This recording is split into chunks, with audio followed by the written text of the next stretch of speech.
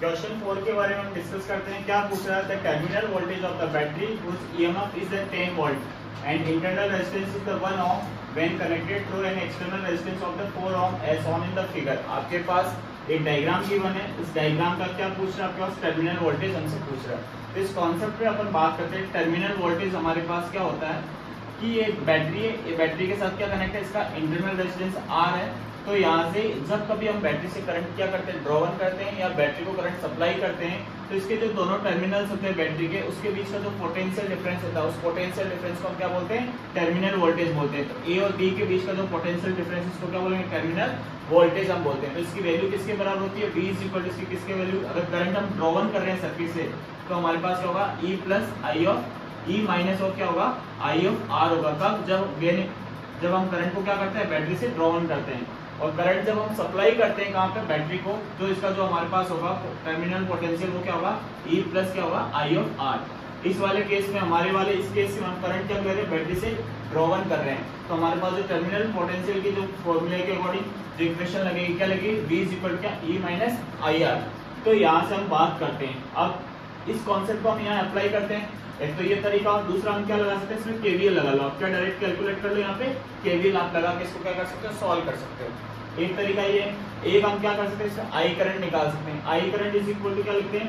Net EMF upon में क्या लिखते हैं? टोटल रेजिस्टेंस हम कैलकुलेट कर लें। क्या कैलकुलेट कर लें? टोटल रेजिस्टेंस हम कैलकुलेट कर लें। तो नेट ईएमएफ हमारे पास कितना है? यहाँ पे 10 वोल्ट है। टोटल रेजिस्टेंस कितना है? 1 ओम और 4 ओम किसमें? सीरीज में। तो टोटल रेजिस्टेंस कितना? 4 प्लस 1 इक्वल टू कितना होगा? 10 अपॉन 5 इक्वल टू क्या होगा? 2 एम्पियर। करंट की वैल्यू कितनी निकल गई यहाँ से? 2 एम्पियर निकल के आई। अब इस कॉन्सेप्ट के अकॉर्डिंग इस फॉर्मूले को लगाते हैं अपन। करंट को क्या कर रहे हैं? हम ड्रॉ कर रहे हैं। तो हमारे पास क्या होगा? V इज इक्वल टू क्या लिखेंगे? E minus I of R। यहाँ से E की वैल्यू कितनी गिवन है? हमारे पास 10 गिवन है। कितना है? सेल की वैल्यू 10 गिवन है, माइनस आई कितना गिवन है हमारे पास? तो हमने कैलकुलेट किया था 2 एम्पियर है। इंटरनल रेजिस्टेंस कितना है? 1 एम है हमारे पास। इसको सिंप्लीफाई करोगे तो आपके पास आंसर क्या आएगा? 8 वोल्ट। तो टर्मिनल वोल्टेज की वैल्यू कितने है? 8 वोल्ट। तो ऑप्शन नंबर कौन सा सही है? सी। इसके अलावा एक तो ये तरीका है, दूसरा हम क्या कर सकते हैं? इसको केवीएल लगा के भी हम क्या कर सकते हैं? सॉल्व कर सकते हैं। ऑप्शन सेकंड क्या है? केवीएल लगा के हम सॉल्व कर सकते हैं। केवीएल लगाओ, देखें यहाँ पे करंट ऑलवेज हमारे पास किस तरफ फ्लो होती है? पॉजिटिव से किस तरफ फ्लो होती है? नेगेटिव। तो इस 4 ओम के अक्रॉस अगर मुझे पोटेंशियल ड्रॉप लिखना है तो क्या लिखेंगे? 4 ऑफ आई। जैसे 1 ओम के अक्रॉस मुझे पोटेंशियल ड्रॉप करना तो हमारे पास क्या लिखेंगे? 1 ऑफ 1 यहाँ से लिखेंगे और मल्टीप्लाई क्या करते हैं? आई। तो 1 को आई से मल्टीप्लाई करोगे तो आई निकल के आएगा आपके पास। तो केवीएल लगाएं, इसमें लूप के अंदर क्या लगाते हैं? By KVL. अगर अपन बात करें इसकी हेल्प करें बाई केवीएल से, अगर इसको सॉल्व करते हैं, यहाँ से अपन स्टार्ट करते हैं एक पॉइंट से, वापस यहीं घूम के आते हैं, लूप लगाते हैं। तो देखो लूप मैंने इस डायरेक्शन में कंसीडर किया। लूप की डायरेक्शन में अगर करंट फ्लो हो रहा है तो इस रेजिस्टेंस के अक्रॉस जो पोटेंशियल ड्रॉप होता है उसको हम क्या लेते हैं? नेगेटिव। तो इस रेजिस्टेंस लूप इसी डायरेक्शन में, करंट का फ्लो भी इसी डायरेक्शन में, तो क्या आएगा हमारे पास? पोटेंशियल ड्रॉप क्या आएगा? नेगेटिव आएगा हमारे पास। कितना? 4 ऑफ आई। फिर अगर आप आगे और अपन डिस्कशन करते हैं तो यहाँ से देखो प्लस से किस तरफ आ रहे हैं हम? माइनस की ओर। करंट की डायरेक्शन भी इस तरफ है, जिस तरफ लूप हमारे पास फ्लो हो रहा है, तो पोटेंशियल ड्रॉप कितना होगा यहाँ से? माइनस ऑफ आई। और जब बैटरी में हम क्या कर रहे हैं? लूप अगर नेगेटिव टर्मिनल से पॉजिटिव टर्मिनल की तरफ फ्लो हो रहा है लूप, तो जो बैटरी का हमारे पास जो ईएमएफ आता है वो क्या आएगा? पॉजिटिव आएगा।